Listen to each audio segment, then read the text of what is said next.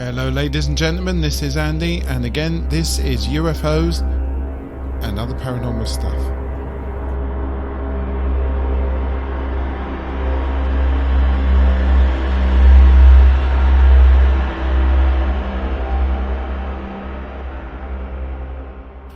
First things first, ladies and gentlemen, I'd like to wish you a very happy new year. Yes, I know it's 21 days into the new year, but this is the first episode since, so happy new year. I hope 2021 is the best year for you and your family that there could possibly be.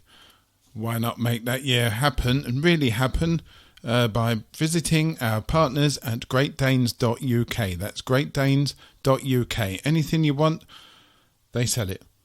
My personal recommendation, if you don't mind, is the beer. The Tuborg Gold, Danish Tuborg Gold, is absolutely something to, really, really enjoy. Obviously carefully.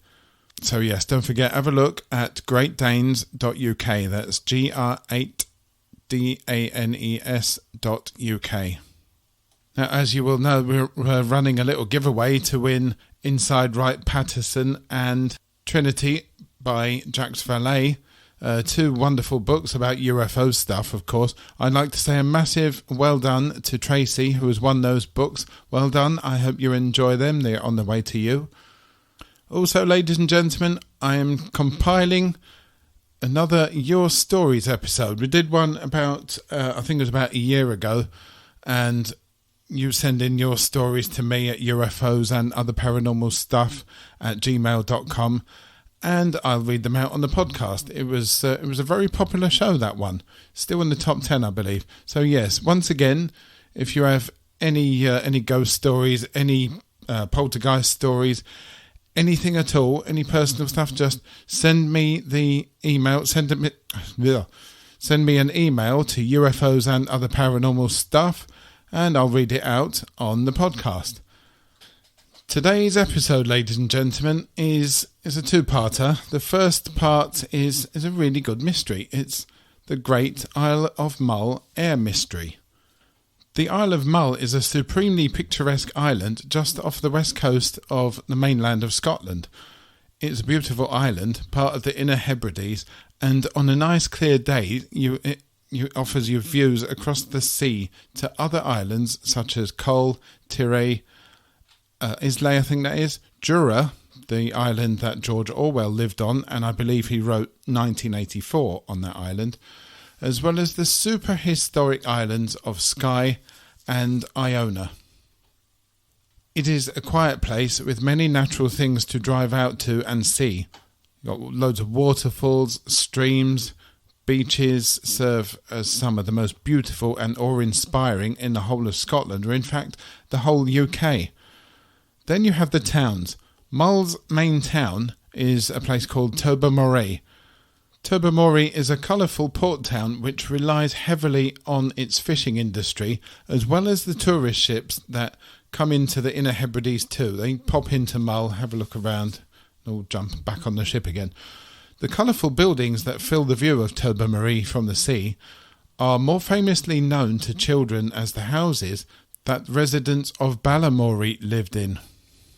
Mull, like the rest of Scotland, is steeped in mystery too.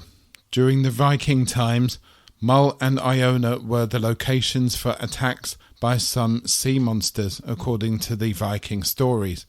Sithshin, i.e. fairies, have apparently been spotted on the islands since those times right up to nowadays. And then, of course, there were the werewolves and the mer people, the blue men of Minch, and the will-o'-the-wisp too. But, ladies and gentlemen, the mystery that I want to talk about today has nothing to do with the Vikings or mer people or Sithchins or anything like that. No, having said that, today's mystery is still just as weird as any of them. That mystery is known as the Great Mull Air Mystery, and it took place on the 24th of December, Christmas Eve, 1975. Peter Gibbs was an interesting man indeed. He was a Spitfire pilot and flew the fighter plane with No. 41 Squadron during World War II, serving between January 1944 and March 1945.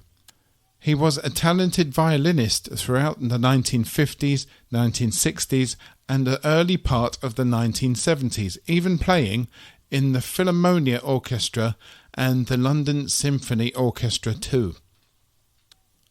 An incident occurred in 1956 during his time with the Philharmonia Orchestra when, during a tour of the United States of America, the orchestra felt that the conductor, Herbert von Karajan, had been unprofessional when conducting smaller concerts. During one of the concerts, von Karajan left the stage after the last note was played. He did not wait for applause nor calls for an encore. The musicians in the orchestra were upset by this, and that led to Gibbs rebuking the conductor directly, stating, "I did not spend 4 years of my life fighting people like you to be insulted before our allies as you did last evening." Karajan ignored him and continued to conduct that rehearsal. It was not widely known back then, but Karajan had fought for the Nazis, although, to be honest, he probably had been given no choice. Karajan refused to go back on stage after the interval of the night's performance until Gibbs had been sacked. The managers had no choice but to comply and sack Peter Gibbs from the orchestra. Peter Gibbs joined a flying club in 1957 as his love of flying had not withered, nor had his spirit of zest and adventure. He himself owned a de Havilland Tiger Moth. He was a bit of a practical joker too, though, as once he flew over an orchestra and bombed them with bags of flour. In 1975, Peter Gibbs left his professional musician career and decided to enter into the property development business. He had lofty ideas and was making good money too. One of his plans was to buy a hotel that had its own private landing strip, so that the rich and famous could be able to arrive and depart by private jet. With that in mind, Gibbs and his girlfriend, Felicity Granger, flew up to Scotland in December 1975. They stayed at the Glenforsa Hotel on the Isle of Mull and were using a plane to fly between the Inner Hebridean Islands. The Glenforsa Hotel had its very own 780-metre-long airstrip, the Glenforsa Airfield, although this was mainly for use by emergency services to and from the island. It is worth noting that the airstrip is just grass, and back then had no runway lights. There was no air traffic control either, and nighttime flying was strictly forbidden. You have to remember too that Mull and Morven generally, the nearby area of the mainland, are very hilly, and at night time it is extremely dark there. I know that from personal experience. When out walking there one night, I could not see my way home. I had to use the dot on my iPhone's Google Maps to see exactly where I was. On Christmas Eve, back in 1975, Gibb and Granger flew from Mull to Broadford on the Isle of Skye to view some more properties. They flew in a Cessna light aircraft borrowed from a friend of Gibbs and the Glenforsa Hotel manager at the time, David Howitt. The plane was a Cessna F150H, the registration mark Golf-Alpha Victor Tango November. That's G-AVTN to you and me. The aircraft was equipped with navigation and communication equipment, but was not equipped with any parachutes, as in those days they would have been too big for the plane, and they would have got in the way of the control stick. Those little planes were quite cramped inside. Gibbs and Granger flew back to the Isle of Mull and to the airfield, landing just before 4 o'clock in the afternoon. They rested for a bit, freshened up, then went down to dinner. Amongst other things, that dinner included some whiskey and the sharing of a bottle of red wine. Gibbs was reportedly in a very good mood all afternoon and evening, but did express some disappointment in not being allowed to fly the next day, Christmas Day, which would have been Gibbs's birthday. Flying was not allowed because a storm was forecast. And so just as they were finishing dinner at the Glenforsa around 9 p.m, Gibbs decided that he was going to go out right now and take a solo flight in the Cessna. Gibbs' plan was to see if it was possible to land on the airstrip in the dark. Now remember what I said before about my experience of it being really, really dark there at night? Well, my experience was in summertime. I could imagine that the Hebridean winter darkness would be a completely different thing altogether. Also, according to some reports, the sleet that was coming down was quite heavy at that time. Gibbs went to his room and changed into his flying gear. He returned to the restaurant with 2 torches, with which he wanted Felicity to guide him back down onto the runway, makeshift landing lights if you will. Hotel workers tried in vain to stop Gibbs taking this very, very dangerous flight in the dark. They could see the dangers of flying in the dark in a very hilly area covered with lots of trees, but he chastised them by saying that he wasn't asking their permission, just merely informing them. He said that he had been a fighter pilot during World War II and that this quick nighttime jaunt was not going to faze him one bit. They went outside and Granger followed Gibbs' instructions to place the torches on either side of the far end of the runway so that he could see where it was in the dark. Some guests, however, reported seeing 2 people holding the torches instead of 1, even though Granger has only ever said that she was the only one to have held them. Some guests also thought that Peter Gibbs took an unusually long time warming up the plane's engine. He was seen to turn the plane's lights off, then on, then off again. Gibbs, in the Cessna light aircraft, took off. Hotel guests, thinking that Gibbs was going to make a circuit of the hotel, rushed upstairs to the bar to get a better view, especially as the airfield would likely never be used again at night. They turned the lights off in the bar so as to reduce light reflection on the glass and to get a better view of this night flight. Granger stood at the end of the runway holding the torches. The plane sped down the runway. It took off. The plane disappeared behind a line of trees, and Peter Gibbs was never seen alive again.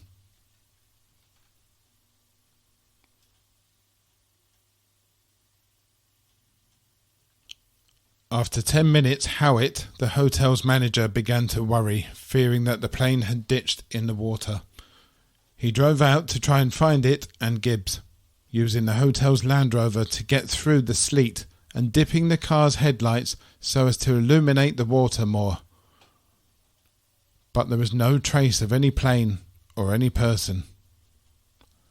An organised search was mounted, but again no trace of Gibbs or the Cessna was found.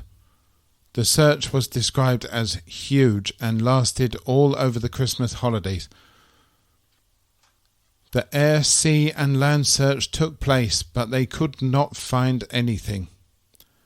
There was a thought that maybe some sort of engine failure had meant that the plane had crashed into the sea and had sunk into the Sound of Mull, the body of water between the mainland and the Isle of Mull. This would explain why he could not be found. He was lying dead in the plane at the bottom of the sea. The island was searched fully and completely over the next week or 2, but there was still no sign of Gibbs and the plane, despite the police and lots of members of the public searching the remote, barren land of the island below his flight path, and the RAF and the Royal Navy helicopters scouring the island and the sea from above for any sign, any clues of the wrecked plane. The independent newspaper states that even sonar equipment was deployed to try to find the plane, but nothing was found. Where was Peter Gibbs? Where was the plane? It really was as if they had been taken clean off of the face of the planet Earth. But this was only the beginning, and things were going to get weird. 4 months after the disappearance of Gibbs and the Cessna light aircraft that he had been flying in, Donald McKinnon, a local shepherd, found a dead body lying part way up a remote hillside 1 mile away from Glenforsa airfield. It was indeed the body of Peter Norman Gibbs. Gibbs' body was found lying across a fallen larch tree 120 metres up the hillside and not far from the only road in that part of the island. The body was facing due north in a direction that indicated Gibbs was walking downhill. Oddly though, searches had passed through this area but found nothing at the time. David Howitt saw the body in situ and immediately confirmed that it was that of Peter Gibbs. It looked as though Gibbs had simply laid down there and died, almost like the man on Somerton Beach in South Australia 20 plus years before. But there was no wreckage, not even one single scrap that might yield a clue as to what may have happened. Stranger still was the fact that the body showed no signs of injuries at all, other than a scratch on one of his legs. In no way did he look like a victim of a catastrophic plane crash. Gibbs' body was taken to Glasgow for post-mortem. No clues were found there that might point to his cause of death. Nothing indicated a fall from a height, and there was no evidence to suggest that Gibbs had died somewhere else and was left on the tree. Incidentally, when removing the body, the police had to cut off several branches of the larch to remove the body. The pathologist's report stated that the condition of the body was entirely consistent with lying out there for a period of 4 months. Forensic tests found no salt or marine organisms in Gibbs' clothing or boots. If the plane had ditched and Gibbs had managed to get out of the plane in the water, there would have been some evidence of sea salt and marine organisms inside his boots at the very least. Due to the complete lack of evidence, Peter Norman Gibbs' death was noted by pathologists as being due to exposure. The discovery of Gibbs's body prompted investigators to start looking for the plane on land this time, and again by searching in woods and dragging lochs as well. Don't forget, lochs in Scotland basically means lakes. Still nothing could be found.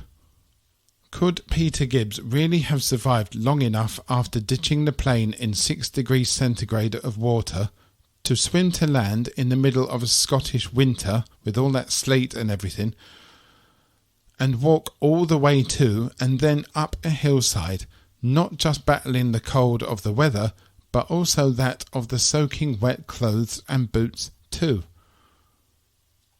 That seems like quite a stretch to me, injured or uninjured. In order for Gibbs to have walked from the sea to the hotel, he would have needed to cross the road of which the hotel is on. Why did he not just walk down that road and back to the hotel? Alan Gibbs, Peter's son, is not convinced that his father swam to land then took a little walk up a hill. He told the BBC that he himself tried to recreate that walk up the same hill. He said there was an almost vertical wall of rock between 2 and 3 metres high with a few gaps between them to pass. Alan Gibbs hiked up the hill with his husky dog, an eager dog who pulls hard apparently. It took 40 minutes to get halfway up, he said. At some points I had to turn around and go back. Others were very boggy. I could not make it up myself even in daylight, he continued. I would stake every bit of my reputation that nobody swam directly to shore and climbed up that hill in the dark. Have you, my dear listener, ever climbed up a hill wearing wet clothes? I have climbed up hills in daylight wearing some slightly wet clothing. I would say that it is impossible to do that and not get any even small bumps or scratches. I'd say it's even more impossible to walk up a hill in the freezing cold with heavy wet clothes on after being involved in a plane crash into the sea, necessitating swimming fully clothed to land and not get a few bumps or scratches. But Peter Gibbs only had that one scratch on his leg. So what happened to him? How was his body not discovered during the searches that took place? And where was the plane? There was absolutely no evidence of the plane at all. Where had it gone? The coroner said that the evidence was consistent with the body being there for 4 months, yet no one saw it.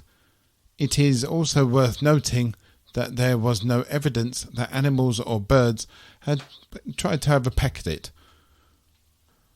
And again, there was no sea salt on the body or the clothes. If he had swum back to shore, he would have had some on his clothes, at least inside the boots.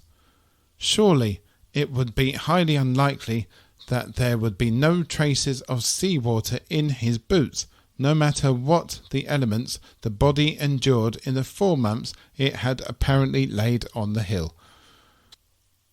But I ask the question again, where was the plane?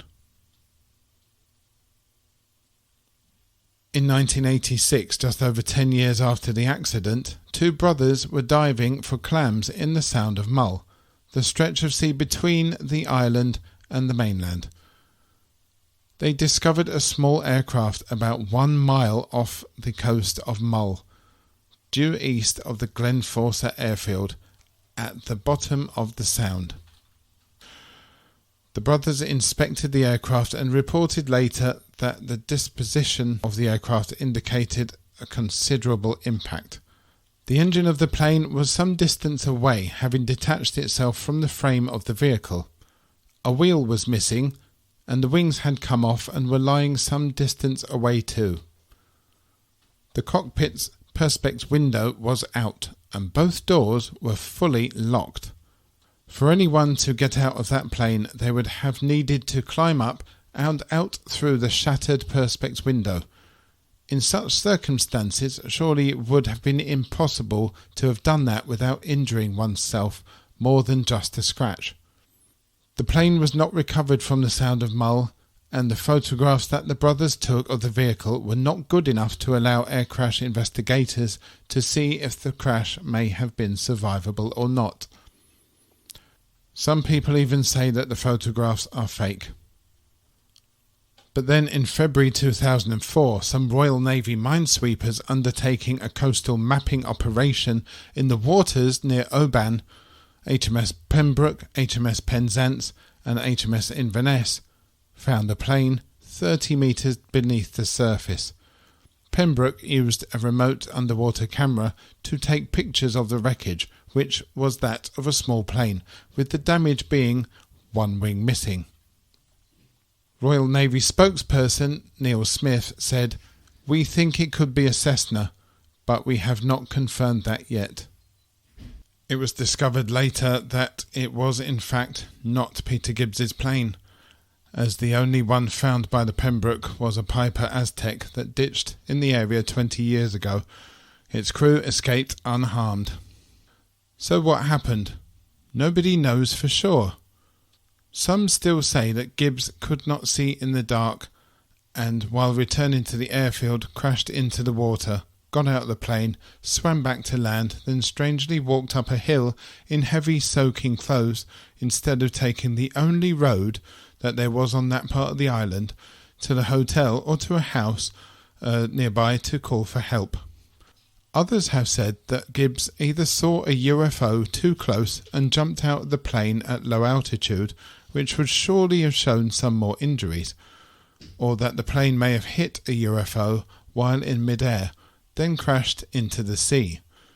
But the weird thing is the body of Peter Gibbs, How could he have been missing and the searches with all the hardware and equipment used not have found it for 4 months? The really odd thing is that this is not the only time that this kind of thing has happened. Have you ever heard of the Zigmund Adamski case? 6th of June 1980, 56-year-old Zigmund Adamski went missing while out to get some groceries in Todmorden, West Yorkshire. His body was found on top of a 10-foot-high coal pile by a yard worker, Trevor Parker, 20 miles away from where he was last seen. He was found wearing the suit that he had gone out in, but his shirt, wallet and watch were missing. He appeared to have some burn marks on the back of his head and shoulders. This, plus the fact that the coal pile was completely undisturbed, led to speculation that Adamski may have been abducted by aliens. A famous incident also happened to the investigating officer of that case, P.C. Allen Godfrey, but I will go into that on another episode. Many people now believe that Adamski was abducted by aliens and placed back on Earth on a coal pile, maybe mistaking it for a hill. Many also believe that Peter Gibbs was also abducted by alien beings too and placed back on this Earth, this time on the side of a hill on the island of Mull. As I understand it, the investigation into Peter Gibbs' death has come to nothing, even now. But what do you think happened to Peter Gibbs and the plane that he was flying in? I'd like to hear your thoughts. Please do send them in to ufosandotherparanormalstuff@gmail.com. GreatDanes.uk is a unique gift shop that specialises in Danish-designed items. We also carry many other Scandinavian products. Cozy, comfortable footwear, George Jensen designed jewellery, Eva Solo designed homeware, candles, cups, mugs, clocks, scarves, lights, gadgets, pets accessories, bags, Bimble and Bumble toys, eyewear, Christmas decorations, everything you could ever want, and with an unmatched, beautiful Danish design to it too. Don't forget the food and drink, salty chocolate licorice, the vintage food grocery box, remoulade, glug mix, and more too. Then why not wash that all down with a nice Aalborg Jubileum Aquavit, Gammeldansk Dram, Blomberg mulled wine, Tuborg Classic and Tuborg Gold beer, Carlsberg Black Gold beer, and soft drink for the kids. For worldwide deliveries, visit the website greatdanes.uk. That's GR8DANES.uk. and get your order in today. There's also Lego, of course. Always drink responsibly. For T's and C's, please visit the website. That's greatdanes.uk. Well, ladies and gentlemen, what do you think about that? It is definitely quite a baffling case. The fact also that it's still, like the Somerton Man case, has not been solved yet. Next part of this episode is Viking gods. Are they really aliens? Well, in my opinion, and you would have learned this from my earlier episode, episode 9, Religion, COVID-19 and the UFO Countdown, yes, they really are aliens. Again, in my opinion, all gods and their religious figures are aliens who live together on a multi-planet heaven just like Asgard in Norse mythology. Creator Gene Roddenberry stated through the science fiction show Star Trek that those that we thought of as gods and other mystical or religious characters were actually from other planets and ended up on Earth somehow. For example, the twins in Roman mythology of Romulus and Remus in Star Trek were actually people from the twin planets Romulus and Remus that ended up in Rome, then mythologically built it in a day. Well, my belief is the same. They all exist, but as beings from another planet, and can visit here in their spacecraft whenever they want. An example of that I can read straight from the Bible itself, as Ezekiel 1 is what J. Allen Hynek would surely describe as a close encounter of the fifth kind. It goes like this. In my 13th year, in the 4th month, on the 5th day, while I was among the exiles by the Kibar River, the heavens were opened, and I saw visions of God. On the 5th of the month, it was the 5th year of the exile of King Joaquin, the word of the Lord came to Ezekiel the priest, the son of Buzi, by the Kibar river in the land of the Babylonians. There the hand of the Lord was on him. I looked, and I saw a windstorm coming out of the north, an immense cloud with flashing lightning and surrounded by a brilliant light. The centre of the fire looked like glowing metal, and in the fire was what looked like 4 living creatures. In appearance their form was human, but each of them had 4 faces and 4 wings. Their legs were straight, their feet were like those of a calf, and gleamed like burnished bronze. Under their wings, on their 4 sides, they had human hands. All 4 of them had faces and wings, and the wings of one touched the wings of another. Each one went straight ahead, and they did not turn as they moved. Their faces looked like this. Each of the 4 had a face of a human being, and on the right side each had the face of a lion, and on the left side the face of an ox. Each also had the face of an eagle. Such were their faces. They each had 2 wings spreading out upwards, each wing touching that of the creature on either side, and each had 2 other wings covering its body. Each one went straight ahead. Wherever the spirit would go, they would go, without turning as they went. The appearance of the living creatures was like burning coals on the fire, or like torches. Fire moved back and forth among the creatures. It was bright, and the lightning flashed out of it. The creatures sped back and forth like flashes of lightning. As I looked at the living creatures, I saw a wheel on the ground beside each creature with its 4 faces. This was the appearance and structure of the wheels. They sparkled like topaz, and all 4 looked alike. Each appeared to be made like a wheel intersecting a wheel. As they moved, they would go in any one of 4 directions the creatures faced. The wheels did not change direction as the creatures went. Their rims were high and awesome, and all 4 rims were full of eyes all around. When the living creatures moved, the wheels beside them moved, and when the living creatures rose from the ground, the wheels also rose. Wherever the spirit would go, they would go, and the wheels would also rise along with them, because the spirit of the living creatures was in the wheels. When the creatures moved, they also moved. When the creatures stood still, they also stood still. And when the creatures rose from the ground, the wheels rose along with them, because the spirit of the living creatures was in the wheels. Spread out above the heads of the living creatures was what looked like something like a vault, sparkling like crystal and awesome. Under the vault their wings were stretched out, one towards the other, and each had 2 wings covering its body. When the creatures moved, I heard the sound of their wings, like the roar of rushing waters, like the voice of the Almighty, like the tumult of an army. When they stood still, they lowered their wings. Now, you see, ladies and gentlemen, that is directly from the Bible, yet that sounds like a UFO encounter to me. But then we have the Norse and the Old Norse, the Vikings and their strong beliefs in their pagan gods known as the Exile. You have Odin the Allfather, his wife Frigg, sons Thor, Baldur, Vidar and Vali. There is Hoda, Saga, Heimdall and Tyr too. The list goes on and on. Trust me, these gods could easily fill an underground train all on their own. But the things that they had and the things that they could do with the things that they had were amazing for that time and, well, even for this time too. How did the Norse gods travel around? What about the gods themselves? What about their technology? Well, of course, they used horses as well as their own feet.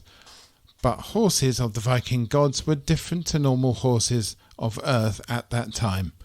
Odin's horse, for example, Sleipnir, was, according to the Poetic Edda, an untitled collection of Old Norse poems written by Snorri Sturluson in the 10th century, and the Prose Edda, a textbook written in Iceland in the 13th century, that horse had 8 legs, 4 at the front and 4 at the rear. Was Sleipnir of this planet, from Asgard, or from somewhere else altogether? And what of its parents? Well, the answer to the first question is Asgard. Sleipnir was born on Asgard. The Prose Edda states that when Asgard first came into being, the gods hired a mason to construct a defensive wall. All was agreed, as the mason told them he would build the wall himself, and within 3 seasons. For their part, the gods would give the mason the sun, the moon, and the goddess Freya. The mason asked if his horse, a stallion, could help him.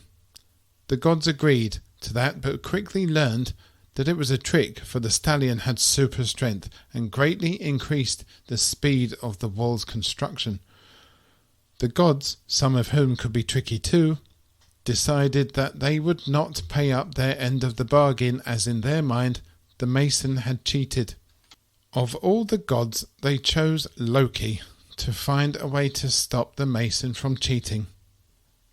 And the ever so mischievous Loki transformed himself into a mare in order to distract the mason's stallion. It worked, but maybe Loki had some regrets about that. The stallion ran off with him as the mare and was never heard of again. But poor old Loki came home in time to give birth to the 8-legged foal that would grow to become the horse Sleipnir, the best of all horses. There are archaeological records of Sleipnir. 2 of the picture stones from Gotland in Sweden show the 8-legged horse with Odin riding. It is also said that Sleipnir was real. Was it real? Well, there are those that say that Odin was in fact real and did exist on Earth as well as in Asgard too, and some of these sightings and stories were recorded in stone. As mentioned before, you had the 2 runestones found on the island of Gotland in Sweden, the Tjärnvida stone and the Ardrid stone. Unfortunately, we'll never know if Sleipnir actually did exist on this planet.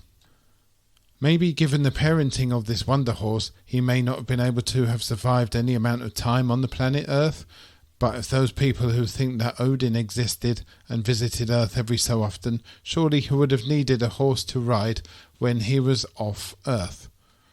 The Bokstad runestone, however, does show what many believe to be Odin riding a 4-legged horse that many think is Sleipnir on Earth. So what happened to the other 4 legs? Loki, Sleipnir's mother, was not a god, remember. He was a giant, but was adopted into Odin's family and brought up alongside Thor and the other sons. But Loki was also a shapeshifter too. Could it be that the shapeshifting ability had been inherited by Sleipnir too, and that the horse could change its appearance to having 8 legs whenever the need arose to have 8 legs? The Bokstad runestone also shows something that may really have been technology from another planet. That technology was Gungnir. Gungnir was a spear that Odin carried everywhere, especially into battle. The spear is mentioned in both the Prose Edda and the Poetic Edda too, but it is in the Skaldskaparmál section of the Prose Edda that gives more information of this special weapon of mass destruction. It was made by the dwarves. In Norse mythology, dwarves had special abilities to create the finest and the best of things. Gungnir would definitely fit into that category. Those dwarves, known as the sons of Ivaldi, fashioned the spear under the mastery of the blacksmith dwarf Dvalin, and was obtained from them by Loki, of course. This was part of a reparation for his cutting of the goddess Sif's hair. The spear is described as being so perfectly balanced that it will hit every target its thrower wants it to hit, no matter the strength or the skill of that thrower. Could it be that Gungnir is some sort of small-yield guided missile, made by an alien race who were at that time much further advanced than we are even now? Were those dwarves really some alien engineers working away on their planet, or UFO, to give Odin his super-futuristic weapon?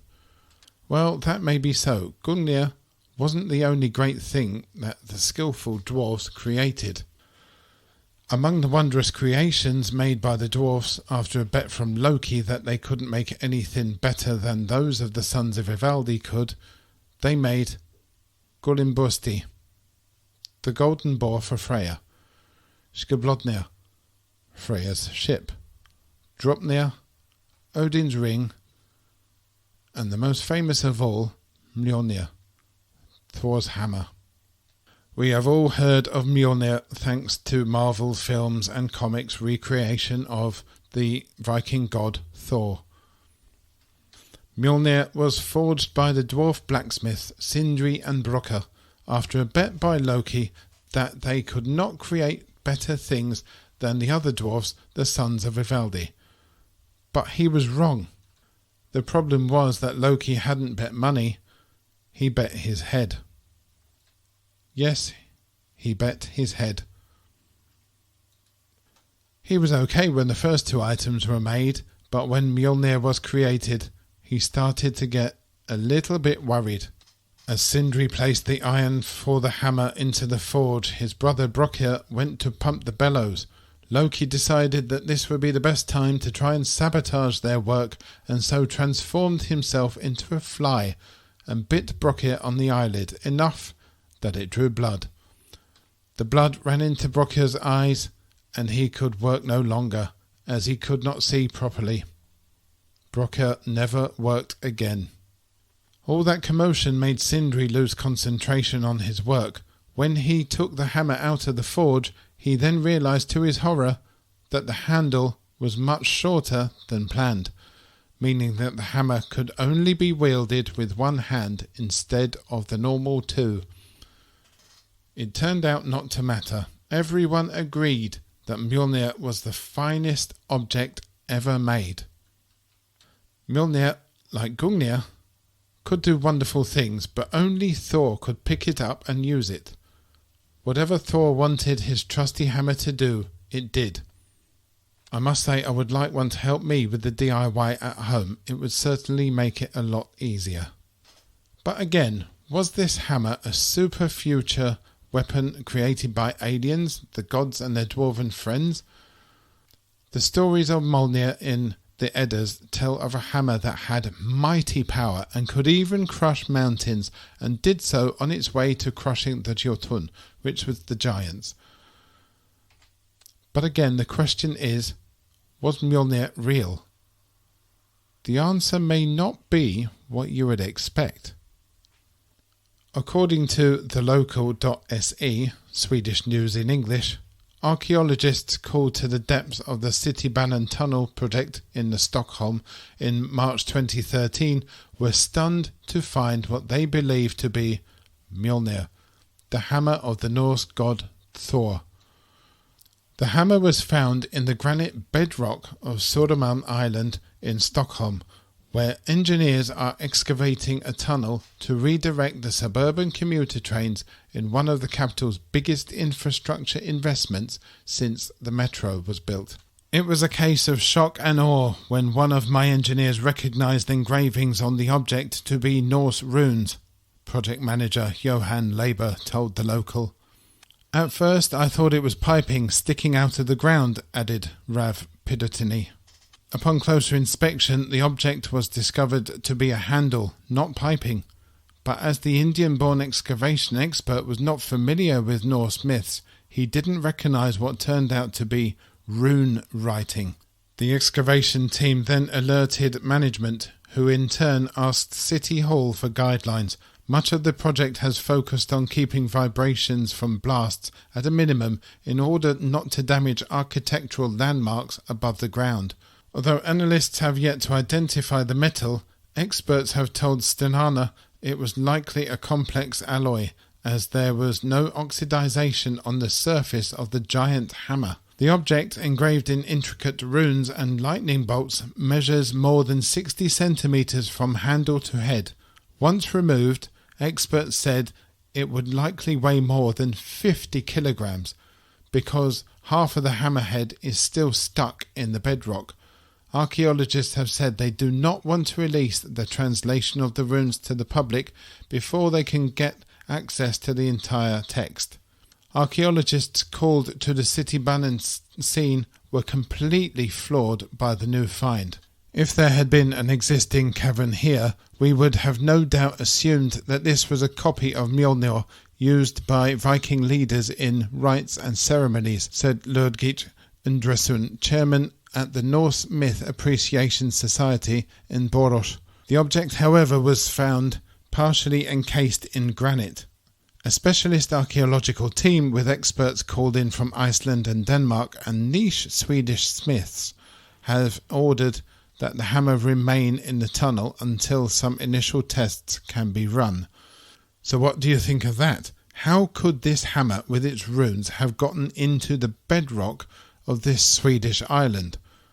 I'm no expert at all, but looking at on the internet, the bedrock can be quite a way down in the ground. So Mjolnir could in fact be real, but we will never really know whether Mjolnir found in Södermalm is real or not until Thor comes back to claim it, just like in one of the films. Ancient aliens assert that the hammer in Norse mythology does not actually cause explosions, but it is the physical force that destroys the object. That, today, is described as kinetic weapons.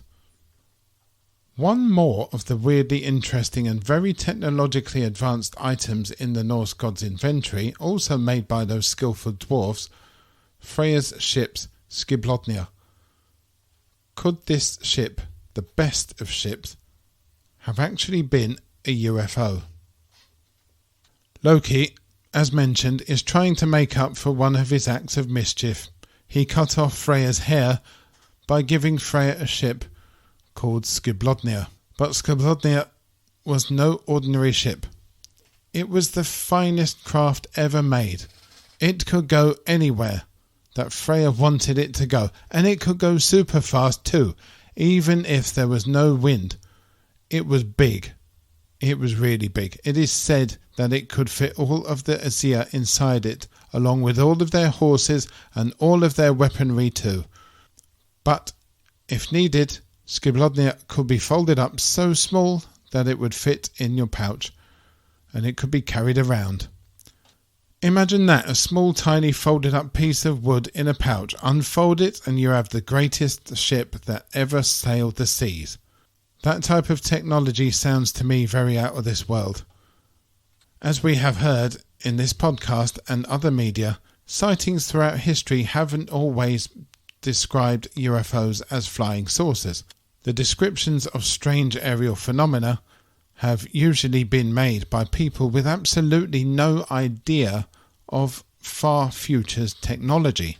It would be like caveman trying to work out a train. If a train went through a time tunnel into the caveman times, you know what I mean. Maybe Skiblothnia was a UFO that was able to shapeshift like Loki.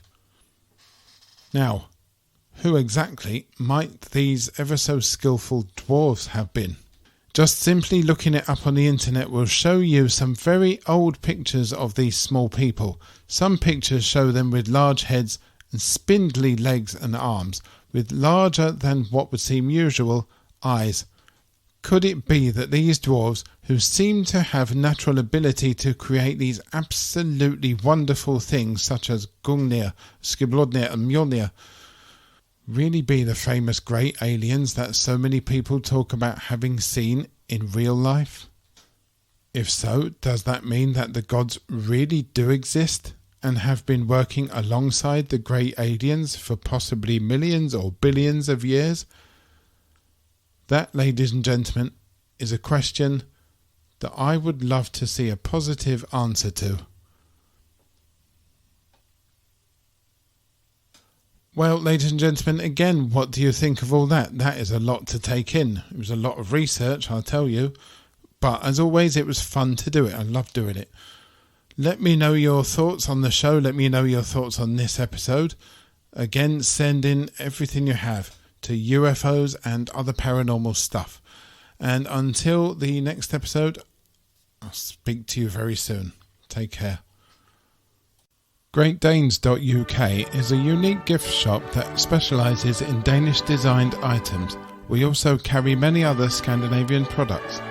Cozy, comfortable footwear, George Jensen designed jewellery, Eva Solo designed homeware, candles, cups, mugs, clocks, scarves, lights, gadgets, pets accessories, bags, Bimble and Bumble toys, eyewear, Christmas decorations, everything you could ever want, and with an unmatched, beautiful Danish design to it too.